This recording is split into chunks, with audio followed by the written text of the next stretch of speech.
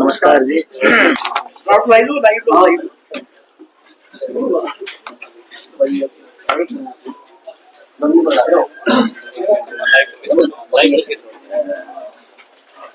सुनील दत्त जी कहाँ हैं? सुनील दत्त जी चाय हो चुकी सब मंगवा दो।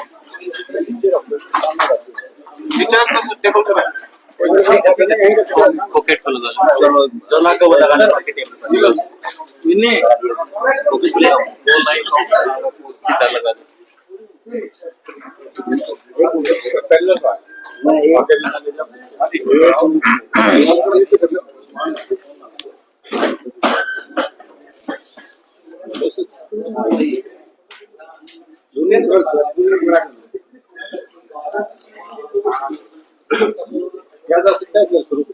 सबसे पहले आप सभी पत्रकार और छायाकार साथियों का हार्दिक अभिनंदन है, स्वागत है और आपके इस सहयोग के लिए हम बहुत आभारी हैं कि आप समय समय पर हरियाणा विद्यालय शिक्षा बोर्ड को जिस प्रकार से पूरी निष्ठा के साथ सहयोग दे रहे हैं, इसके पूरा हरियाणा विद्यालय शिक्षा बोर्ड परिवार इसका आभारी है। मैं आप सभी साथियों को आज के उपलक्ष्य में बताना चाहूंगा कि हरियाणा विद्यालय शिक्षा बोर्ड सत्र 2024-25 की सेकेंडरी अर्थात 10वीं कक्षा का परीक्षा परिणाम घोषित करने जा रहा है। जैसे कि हम सभी को पता है, सीनियर सेकेंडरी परीक्षाओं का परीक्षा परिणाम 13 मई को घोषित किया जा चुका है और उसके बाद से ही हाई स्कूल के यानी मतलब 10वीं कक्षा के जो परीक्षार्थी थे, छात्र थे, उनमें अभिभावकों में बड़ा एक टेंस माहौल था कि कब एग्जाम का रिजल्ट आएगा।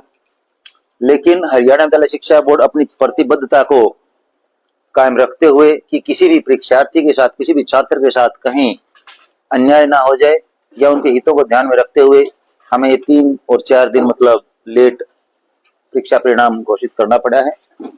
मैं आपके सूचनार्थ बताना चाहूंगा कि नियमित परीक्षा परिणाम 92.49% रहा है, 92.49%, जो कि काफी हर्ष का विषय है।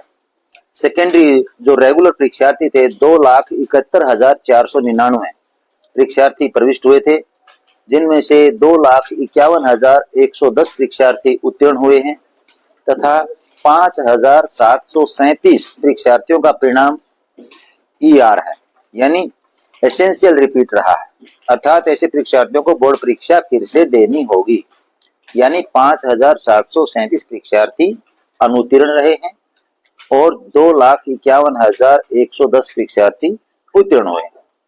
जो छात्र प्रविष्ट हुए हैं 1,42,250, जिनका पास प्रतिशत 91.07 रहा है, क्योंकि उनमें पास 1,29,544 छात्र यानी बॉयज मेल आप कह सकते हैं।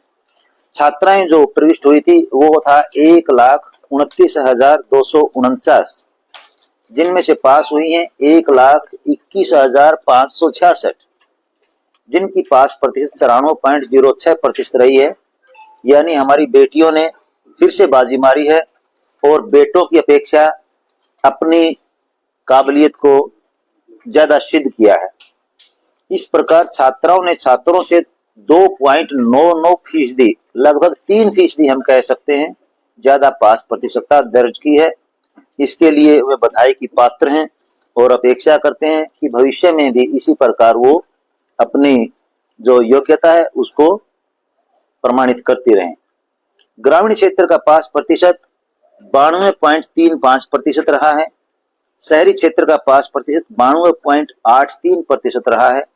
यह भी लगभग एक जैसा ही पास प्रतिशत है। जिस प्रकार से सीनियर सेकेंडरी परीक्षाओं में ग्रामीण क्षेत्र का पास प्रतिशत कुछ ज्यादा था, लेकिन इधर शहरी जो पास प्रतिशत है वो हम कह सकते हैं कि लगभग 0.5% ज्यादा है। प्राइवेट विद्यालयों का पास प्रतिशत 96.28% रहा है तथा गवर्नमेंट स्कूल्स राजकीय विद्यालयों का जो पास प्रतिशत है वह 89.30 यानी 89.30% रहा है।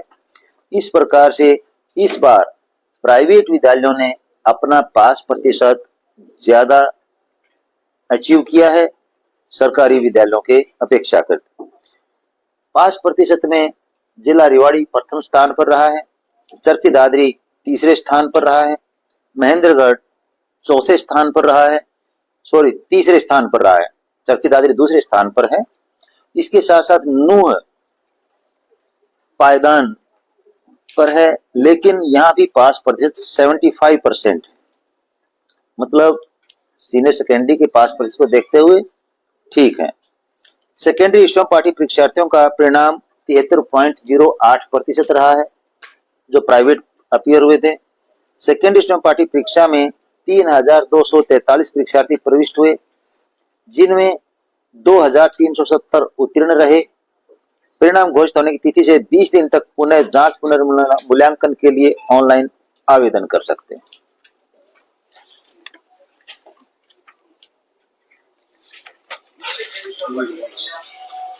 इसके साथ ही मैं माननीय सचिव महोदय से निवेदन करना चाहूंगा कि हरियाणा मुक्त विद्यालय के जो फ्रेश और रीअपियर के परीक्षार्थियों का परीक्षा परिणाम है वह माननीय सचिव महोदय आपको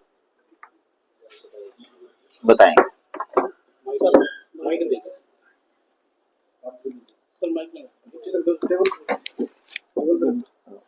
लगा लेते हैं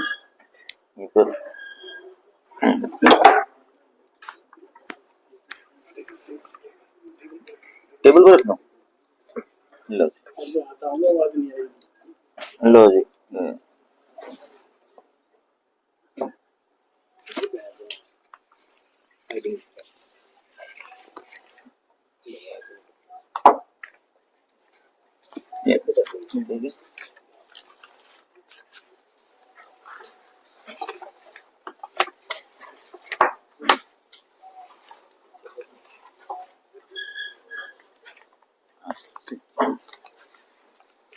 जैसे कि चेयरमैन साहब ने अभी विस्तार पूर्वक आपको बताया,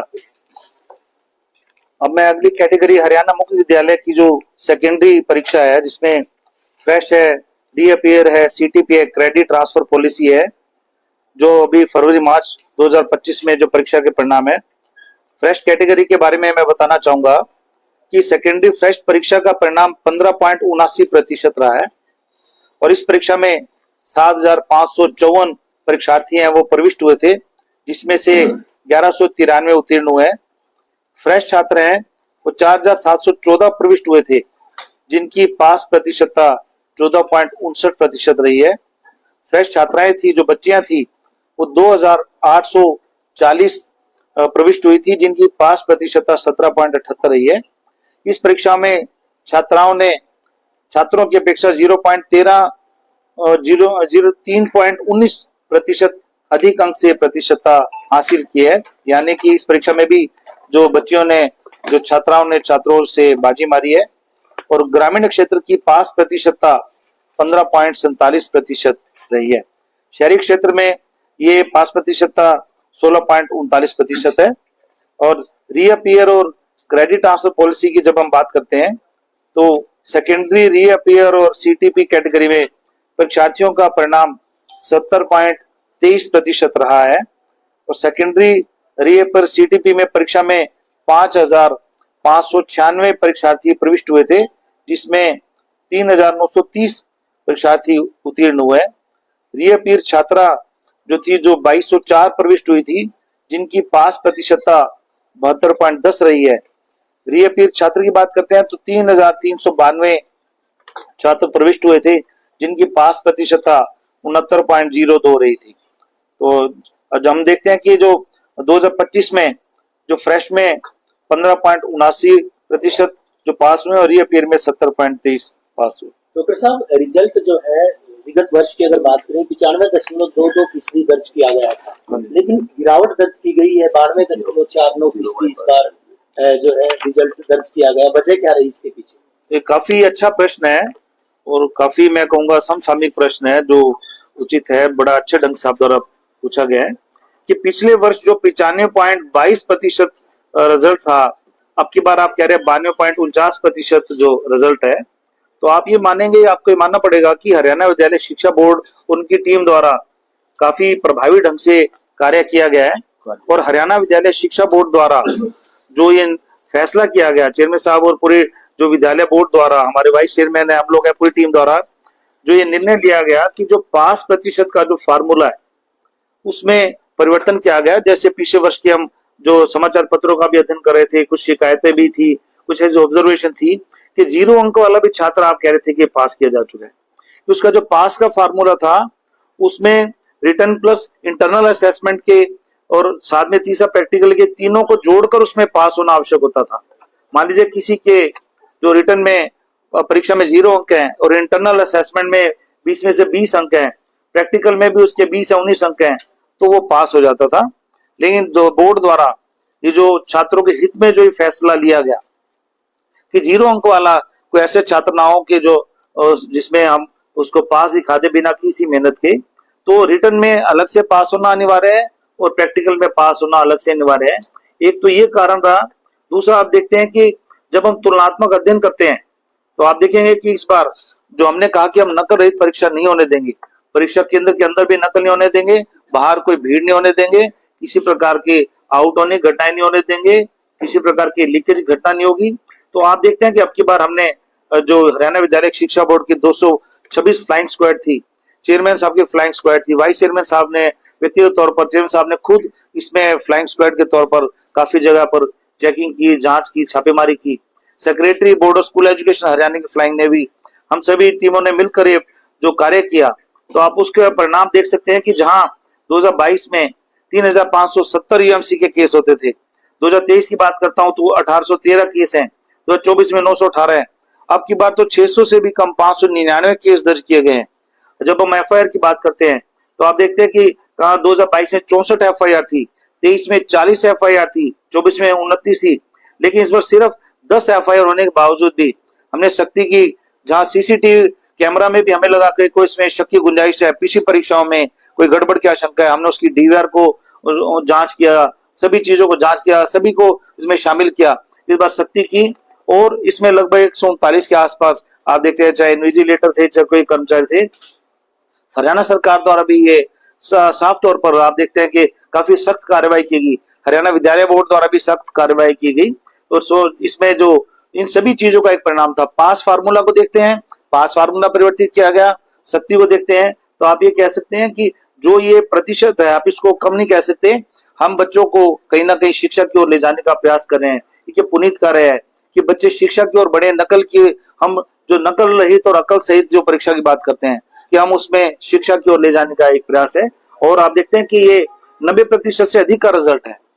जो 90% से अधिक, ये 92 है, 95 है, ये फ्रैक्शन की बात तो हम कर सकते हैं, लेकिन हम उन बच्चों को 90% से ऊपर की ओर ले जाने की कोशिश कर रहे हैं और अच्छी शिक्षा के साथ ले जाने की कोशिश कर रहे हैं। स्वयं की मेहनत से, स्वयं के प्रयत्न से जो अंक प्राप्त किए हैं उसकी ओर ले जाने की सर, आपने बताया कि विगत वर्ष जो है नंबर मिलाकर के पास होता था। अगर असाइनमेंट की बात करें या फिर प्रैक्टिकल की, अगर उनमें पास था, भले ही थ्योरी के पेपर में फेल था, लेकिन इस बार जो है दोनों में पास होना अनिवार्य किया गया। बिल्कुल बिल्कुल, उसमें रिटर्न पेपर में परीक्षा में अलग से पास होना अनिवार्य है, प्रैक्टिकल में अलग से पास होना अनिवार्य है। और ऐसा नहीं होगा कि कोई 0 अंक प्राप्त करे और पास हो जाए। गणित में 10 अंक दें, गणित में 10 अंक। सर ग्रेस मार्क के साथ निकाला गया है। हाँ, ग्रेस मार्क्स के साथ मैथ में 10 अंक है, क्योंकि इसमें जो एक हरियाणा विद्यालय शिक्षा बोर्ड द्वारा जैसे काफी जगह से शिकायतें प्राप्त हुई थी, ऑब्जर्वेशन प्राप्त हुई थी स्कूलों की ओर से, विद्यार्थियों की ओर से, पेरेंट्स की ओर से, कि उसमें जो प्रश्न पूछे गए हैं, कुछ द्वारा ये कहा गया था कि ये आउट ऑफ सिलेबस है, कुछ द्वारा ये कहा गया था कि इसमें कठिनाई का स्तर बच्चों के स्तर पर नहीं है। तो इस बारे में कमेटी गठित की गई थी।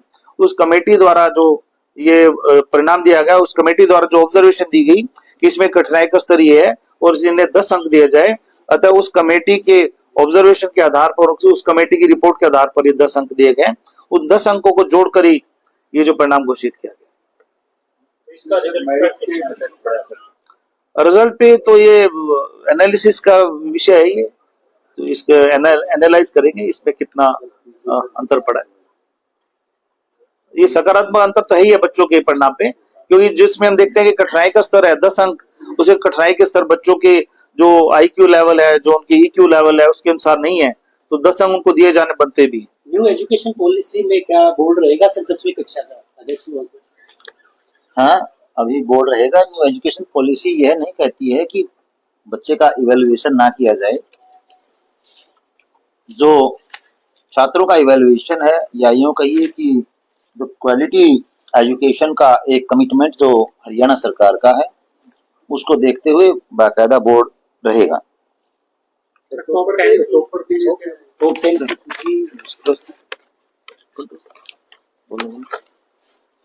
इसमें मैं विस्तार पूर्वक बताना चाहूंगा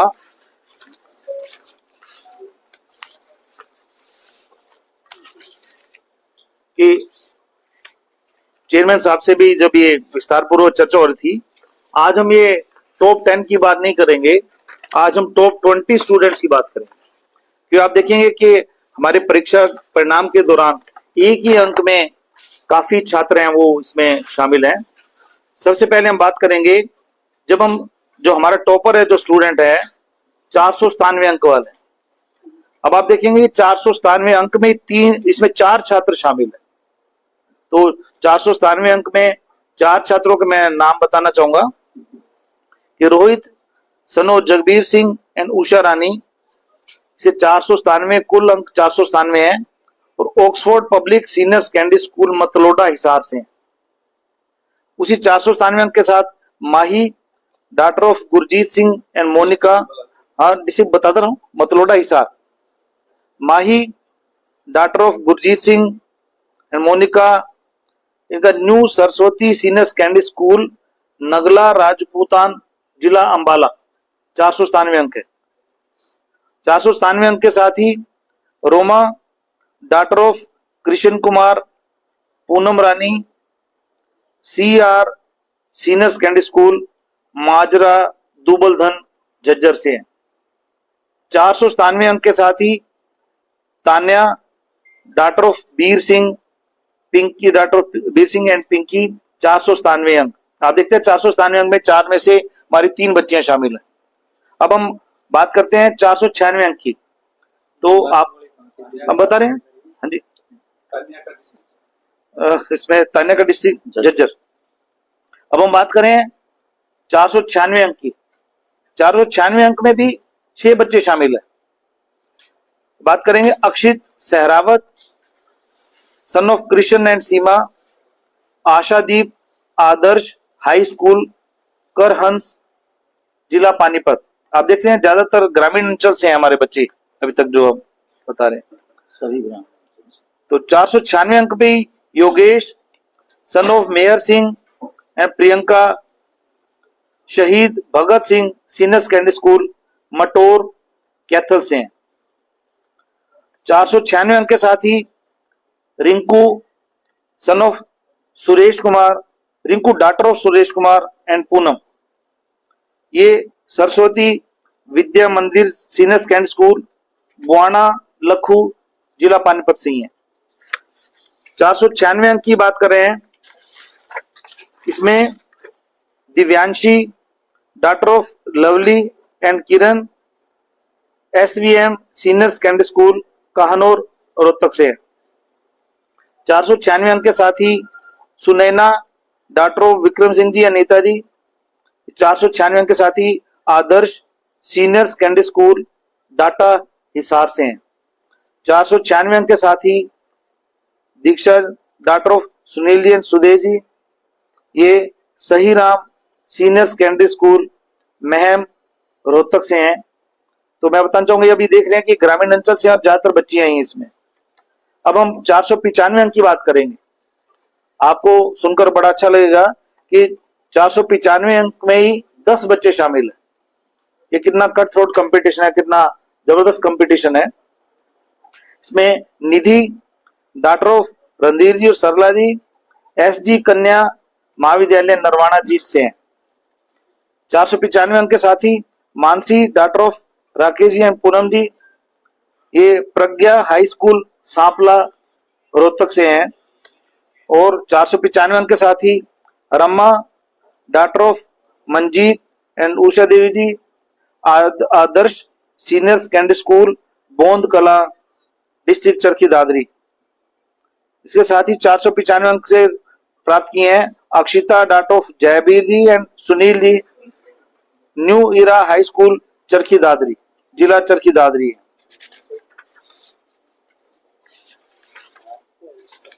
495 अंक के साथ ही Garvita daughter of Surendra Kumar and Krishna Kumari ji, Oxford public senior secondary school Matloda, जिला हिसार शामिल हैं।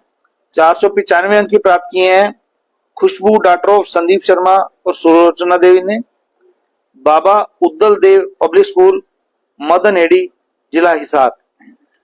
495 अंक प्राप्त किए हैं Khushi daughter of Vinay Kumar and Suman, Shri Krishna senior secondary school Hansaka Rewari से। और 495 अंक प्राप्त किए हैं Megha daughter of Rajkumar and Babli, Disha public school Kalinga, जिला भिवानी से। 495 अंक प्राप्त किए हैं Jeena Chauhan daughter of Sukhbir Singh and Priyanka, Anand public school Nigdu, जिला करनाल से। 495 अंक की प्राप्त किए हैं Ishu daughter of Vijay and Asha ji, CR senior secondary school Majra Dubaldhan, जिला झज्जर से। इसके साथ मैं एक और भी बताना चाहूंगा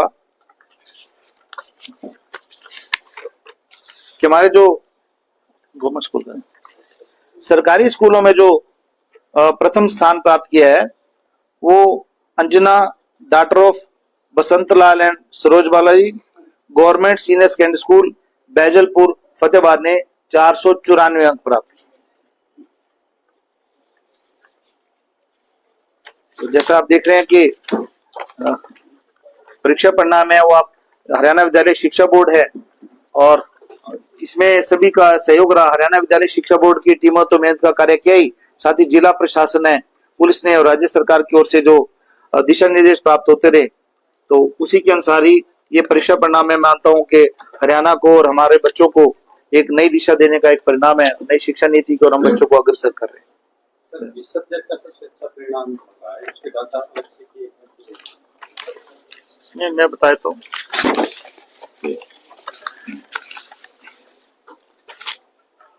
सब्जेक्ट वाइज देखेंगे तो जैसे एनएसक्यूएफ के हैं जो स्किल के हैं वो उसमें लगभग 100% है।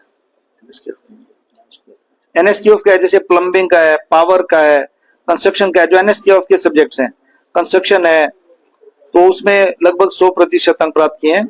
उसके साथ ही मैथमेटिक्स, जब हम बात करते हैं मैथमेटिक्स स्टैंडर्ड का तो उसका 99.27% रिजल्ट है और साइंस में 99.68% रिजल्ट है। हिंदी में भी हिंदी में आपका दिखता है कि 96 है, 96.28 है और ड्राइंग में भी 99.80 है।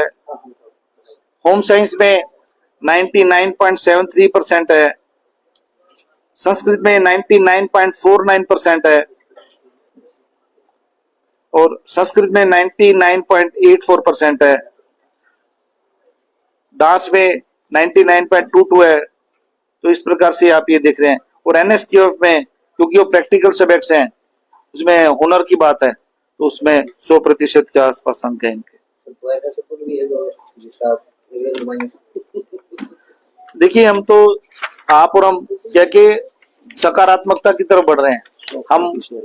हम उसमें विस्तार पूर्वक आपको डिटेल में बताया ही है, तो हम उस तरफ बढ़ रहे हैं कि हम बढ़ोतरी की तरफ कहाँ है, बढ़ोतरी की तरफ उसे अच्छाई दिखाकर हम और स्कूलों को भी उस तरफ अग्रसर करने की कोशिश कर रहे हैं कि आप भी उनको देखकर आगे बढ़िए। सर 12वीं की जो रिजल्ट आए थे, नतीजे आए थे सर, 12वीं के नतीजे आए थे उसकी सूची भेजी गई थी। उस सूची के बाद विभाग ने जो वेतन काटने की कुछ इस तरह की चर्चाएं हैं, कितने ऐसे स्कूल थे सर और किस तरह का क्राइटेरिया तय किया?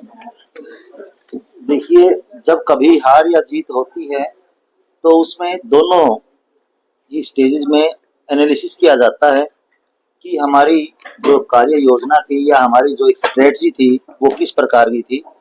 जब राज्य सरकार ने और शिक्षा विभाग ने माननीय मुख्यमंत्री महोदय और माननीय शिक्षा मंत्री महोदय के निर्देशानुसार इस बात पर मंथन किया तो ऐसा कुछ नोटिस में आया कि कुछ एक स्कूल्स ऐसे थे जिनका रिजल्ट काफी निराशाजनक रहा जैसा कि न्यूज़पेपर्स में भी आपने पढ़ा है कि कुछ एक स्कूल्स का रिजल्ट 0% ही था और 35% रिजल्ट तक 100 स्कूल्स थे, जिसमें ज्यादातर प्राइवेट स्कूल्स थे। यहाँ दो बातें संदेश देने की हैं। पहला तो यह है कि प्राइवेट स्कूल जब इतनी अच्छी फीस लेते हैं, अभिभावकों को जब इतना ज्यादा मतलब बोझ उठाना पड़ता है, विद्यार्थियों को भी जब इतना ज्यादा मेहनत करनी पड़े, उसके बावजूद रिजल्ट अच्छा क्यों नहीं दे रहे हैं। लेकिन जहाँ तक सरकारी स्कूल्स का सवाल है, वहाँ बहुत ही अच्छा प्रशिक्षित स्टाफ है। सरकार की योजनाएं बच्चों तक बहुत अच्छी प्रकार से पहुंचाई जा रही हैं। उसके बावजूद जो निराशाजनक रिजल्ट रहे हैं, उसमें सरकार ने ऐसा एक सख्त निर्णय लेने का निर्देश दिया है जिसमें कहीं किसी की जिम्मेवारी फिक्स की जाए, और होनी भी चाहिए, क्योंकि जब हमें इतनी अच्छी सैलरी मिलती है, सामाजिक जिम्मेवारी हमारी है, तो हम क्यों ना उसको अच्छी तरह निभाएं। बाकी आपने जैसे सवाल किया कि वेतन काटने का, ये तो एक विभागीय कार्यवाही है। इसके बारे में हरियाणा विद्यालय शिक्षा बोर्ड अपनी तरफ से कोई किसी प्रकार का मतलब कमेंट नहीं कर सकता है, और जो सरकार के निर्देश होंगे उसके अनुसार कार्रवाई की जाएगी। 10वीं में ऐसे कितने विद्यालय हैं सर जिनका रिजल्ट जो है वो कम तरह का है? इसी प्रकार से जैसे सीनियर सेकेंडरी कक्षाओं के रिजल्ट में निराशाजनक रिजल्ट रहे हैं, 10वीं के भी कुछ परीक्षा परिणाम इस प्रकार से ही निराशाजनक रहे हैं। इसमें गवर्नमेंट स्कूल्स की संख्या ज्यादा है, और इसके साथ साथ मैं ये भी कहना चाहूँगा, कंपैरेटिवली जैसा हमने देखा था नूह में 45% रिजल्ट था सीनियर सेकेंडरी, लेकिन हाई स्कूल का जो रिजल्ट अपना 10th का वो 75% से ऊपर है। काफी संतोषजनक हम कह सकते हैं, अच्छा तो नहीं कह सकते। और जो बॉटम 100 स्कूल्स हैं उनका रिजल्ट 50% के आसपास है। सर बोर्ड की साइड में दिक्कत आ रही है, बोर्ड की साइड का आप और हम सभी जानते हैं कि एक साथ जब ज्यादा नॉकिंग होता है तो उसमें कई बार साइड हैंग होने के चांसेस हो जाते हैं। साथ साथ आजकल ये भी हम नोटिस कर रहे हैं कि क्लाइमेटिक कंडीशंस भी बड़ा डिस्टर्बेंस चल रहा है, आंधी तूफान, इसकी वजह से नेट फैसिलिटीज भी थोड़ी सी सर्वर डाउन चल रहे हैं। अदरवाइज हमने स्पेशल चौथे सर्वर बच्चों की सुविधा के लिए यहाँ इंगेज कर रखे हैं, और थोड़े समय में यह कठिनाई भी दूर हो जाएगी। सर बोर्ड का मुख्य काम परीक्षाएं लेना होता है, 10वीं की कंप्लीट हो गई, 12वीं की है। सर एस्टेट को लेकर के क्या राज्य सरकार द्वारा ऐसा कोई निर्देश दिए गए हैं कि ये इस पेपर को अभी ना लिया जाए या पोस्टपोन किया जाए, या कोई ऐसे आदेश है, या बोर्ड ने अपनी तरफ से प्रपोजल दे रखे हैं, उस पर काम हो रहा है? कौन सा मसला थोड़ा स्पष्ट करें, क्या रीजन है? एस्टेट के मामले में राज्य सरकार पूरी तरह से बड़ी गंभीर है। इसमें पीछे पास्ट के बारे में तो इतना ही कहा जा सकता है कि कभी अध्यक्ष की नियुक्ति न होने के कारण, कभी सचिव महोदय की नियुक्ति न होने के कारण, क्योंकि कुछ एक जो एडमिनिस्ट्रेटिव लेवल पर फैसले लेने होते हैं, जब तक उच्च अधिकारी न बैठे हों तो टेक्निकल इश्यूज ऐसे आ जाते हैं कि वहाँ फैसले लेने में दिक्कत आती है। इसके कारण डिले होता गया। बाकी अब जल्दी ही हम, जैसे कि मैं पहले ही बता चुका हूँ, जुलाई में एस्टेट का एग्जाम लेने जा रहे हैं। सर रिजल्ट भी डाल दे गए हैं, सोसाइटी पीजी आ रही है, कोशिश जारी है। थोड़ा सर्वर डाउन होने के कई कारण हो सकते हैं, जैसे आप जानते हैं आंधी तूफान वगैरह की वजह से भी इंटरनेट फैसिलिटीज थोड़ी डिस्टर्ब हैं। ये सर्वर हमने अलग से हायर कर रखे हैं, जल्दी दूर हो जाएगी। विद्यालय शिक्षा बोर्ड की जो बहुमंजिली इमारत है सर, वो कब तक तैयार होगी? बहुमंजिली इमारत का ग्रे स्ट्रक्चर तैयार हो चुका है, काफी हद तक फिनिशिंग कार्य भी उसका कंप्लीट हो चुका है। कुछ जो बेसिक सुविधाएं हैं उसका अभी कार्य चलना है, और आशा करते हैं आने वाले कुछ महीनों में कंप्लीट हो जाएगा। विद्यालय शिक्षा बोर्ड सर मेधावी विद्यार्थी सम्मान समारोह आयोजित करता है हर साल, लेकिन विगत वर्ष भी नहीं हो पाया था, तो क्या इस बार कोई इस तरह का प्रस्ताव है? बस थोड़ा इसी प्रकार के अप डाउन हम मान सकते हैं। इलेक्शंस थे, उसके बाद फिर जैसे सचिव महोदय की नियुक्ति ना होना। बाकी हम इस बार बाकायदा मेधावी छात्रों का सम्मान जो है माननीय मुख्यमंत्री महोदय और माननीय शिक्षा मंत्री महोदय जी से दिशा निर्देश लेते हुए अवश्य करेंगे। और जो पिछले साल के भी परीक्षार्थी जो मतलब जिनका अच्छा रिजल्ट रहा है, परफॉर्मेंस फर्स्ट सेकंड पोजीशन की रही है उनका भी सम्मान किया जाएगा। तो सर डिस्ट्रिक्ट वाइज भी मेरिट लिस्ट कोई जारी करें? नहीं, डिस्ट्रिक्ट वाइज मेरिट लिस्ट जारी करने का कोई प्रावधान नहीं है, क्योंकि डिस्ट्रिक्ट लेवल पर यदि मेरिट लिस्ट जारी करते हैं तो पेपर वर्क बहुत ज्यादा बढ़ जाता है, सिर्फ ब्रांच स्तर पर ही ये कार्य होता है।